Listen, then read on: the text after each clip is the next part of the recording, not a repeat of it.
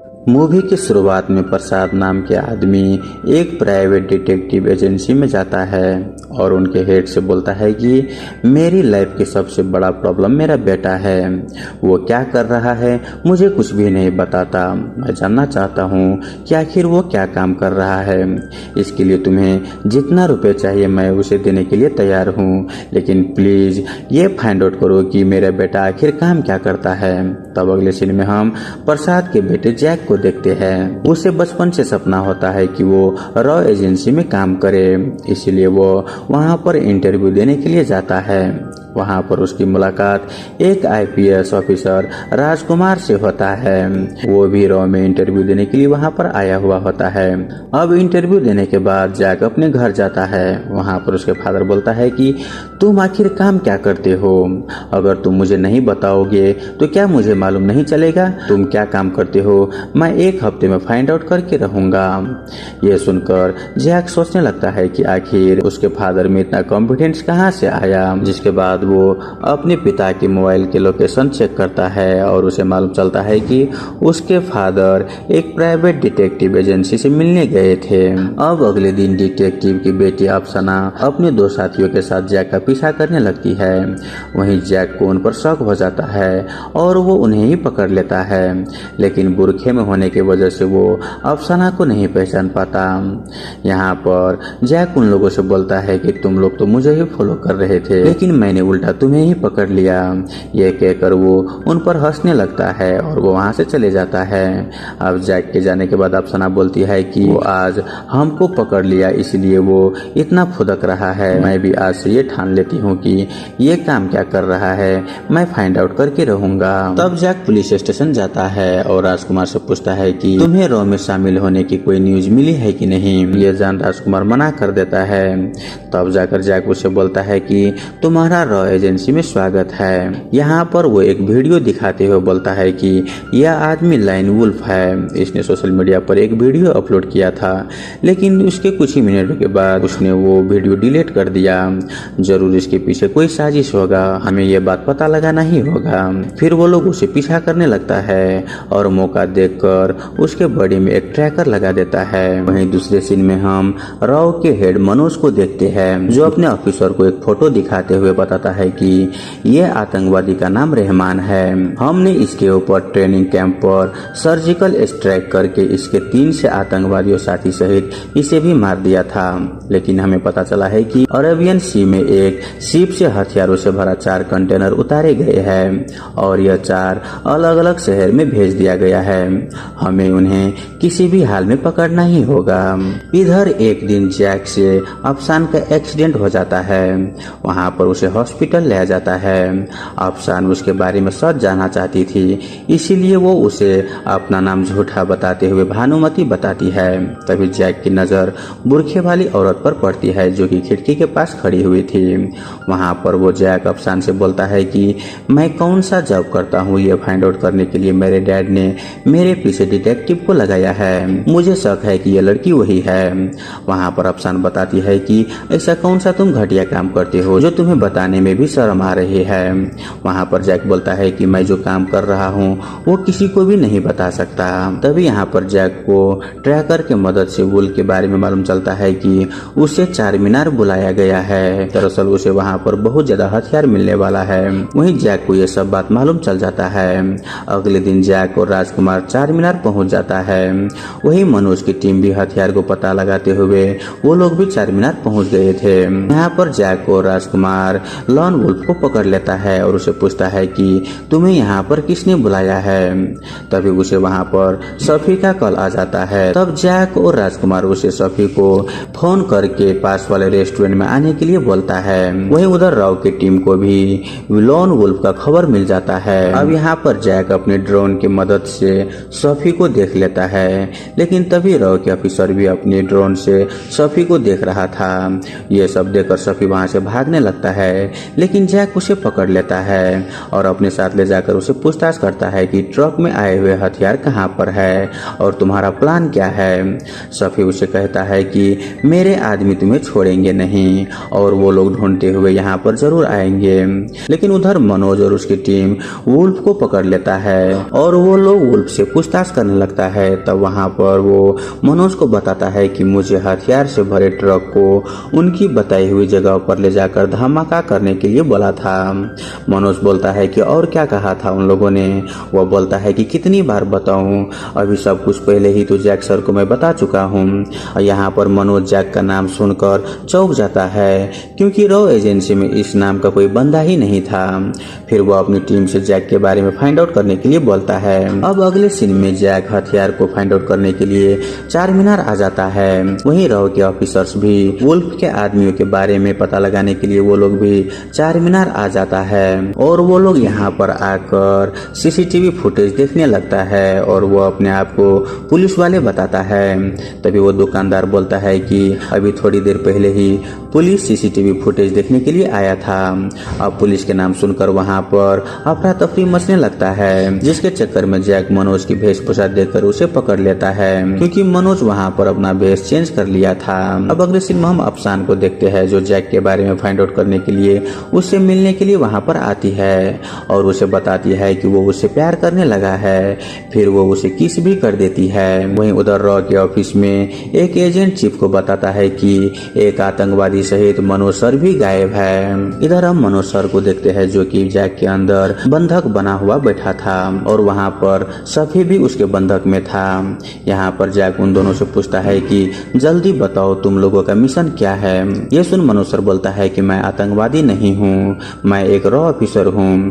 लेकिन जैक उसके बातों पर विश्वास नहीं करता। ये सुन मनोज सर उसे अपने ऑफिसर का एक मोबाइल नंबर दे देता है।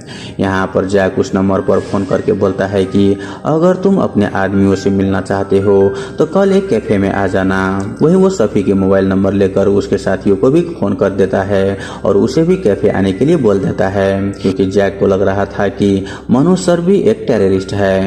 अब अगले दिन जैक बुर्का पहनकर खुद कैफे में पहुंच जाता है। वहीं रॉ की टीम और सफी के साथी भी दोनों टीमों के लोग वहां पर पहुंच जाते हैं। लेकिन थोड़ी देर के बाद उस कैफे में भगदड़ मचना शुरू हो जाता है। यहाँ पर जैक एक ऑफिसर से पूछता है कि यहाँ पर क्या प्रॉब्लम हो गया है।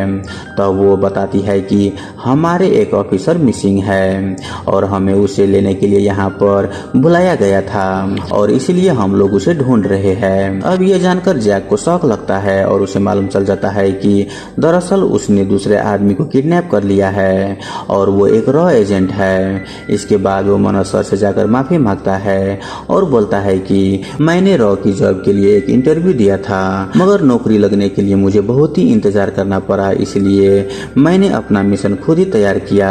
लेकिन तभी राजकुमार जैक से बोलता है कि तुम मनोज सर को छोड़ दो, लेकिन जैक ऐसा करने से मना कर देता है। वो बोलता है कि यह मिशन मैंने खुद ही शुरू किया था और खुद ही खत्म करूंगा।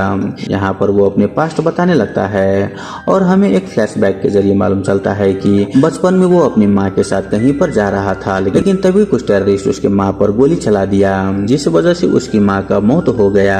तब यहाँ पर जैक बताता है कि उस दिन तो मैं अपनी मॉम को नहीं बचा पाया, लेकिन मैंने डिसाइड किया कि मैं अपने देश के लिए खड़ा रहूंगा। यहाँ पर राजकुमार पूछता है कि अब क्या करना है। ये सुन जैक उसे बोलता है कि हम लोग आतंकवादी के बहुत ही करीब है, अगर हमने उसे पकड़ लिया और मनोज सर के पास ले गए तो हम दोनों को ही वो रॉ में नौकरी दे देंगे। तभी उसके मोबाइल में एक नोटिफिकेशन आता है। ये जानकर जैक उस लोकेशन पर चले जाता है। वहीं उधर अफसान जैक से मिलने के लिए आती है, लेकिन वहाँ पर वो देखती है कि मनोज सर और सफी वहाँ पर कैद है। यहाँ पर सफी अफसान को जैक के बारे में बताते हुए बोलता है कि वो बहुत ही बुरे आदमी है, उन्होंने मुझे कैद करके यहाँ पर रखा हुआ है, प्लीज तुम मेरा रस्सी खोल दो।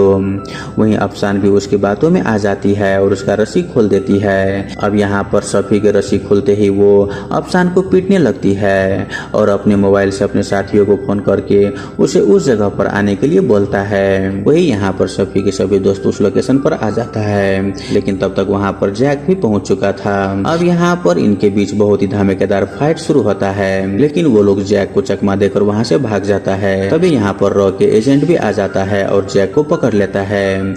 यहाँ पर मनोज जैक से बोलता है कि जिस दिन तुमने रॉ के इंटरव्यू देने के लिए आए थे उसी दिन मैंने तुम्हें रिजेक्ट कर दिया था, क्योंकि तुम इस जॉब के लायक नहीं हो।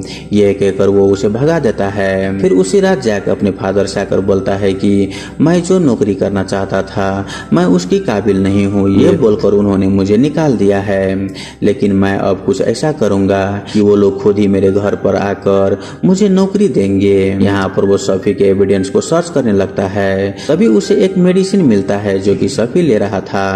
यहाँ पर उस दवाई को सर्च करने पर उसे मालूम चलता है कि ये दवाई सफी ने नेपाल से किसी दुकान से ली है, इसीलिए वो नेपाल पहुंच जाता है। इधर अफसान के फादर उसे बोलता है कि जैक नेपाल चला गया है और तुम्हारी वजह से मैं पहली बार हमारी एजेंसी कोई केस सॉल्व नहीं कर पाया। यहाँ पर अफसान अपने फादर से बोलती है कि मैं भी नेपाल जा रही हूँ। वहीं दूसरी तरफ मनोज को भी मालूम चल जाता है कि जो आतंकवादी वहाँ से भागे हुए हैं वो इस समय नेपाल में है और वो लोग भी नेपाल आ जाते हैं। अब यहाँ पर सीन नेपाल में शिफ्ट हो जाता है। यहाँ पर जैक उस मेडिकल शॉप में जाकर उस दवाई को मांगता है और चुपके से वहाँ पर एक ट्रैकर उस दुकान पर लगा देता है। वही दुकानदार दवाई को देखकर बताता है कि यह एक रेयर टेबलेट है जो सिर्फ ऑर्डर करने पर ही मिलेगा। आप ऑर्डर कर दीजिए और 2 दिन के बाद आकर ये दवाई ले जाना। फिर जैक वहाँ से निकल जाता है, लेकिन वो उस दुकान पर नजर रखने लगता है। लेकिन तभी कुछ समय के बाद वहाँ पर सफी आकर वो टेबलेट मांगता है और बोलता है कि मुझे भाई से मिलना है और उससे मिलकर अगले प्लान बनाना है।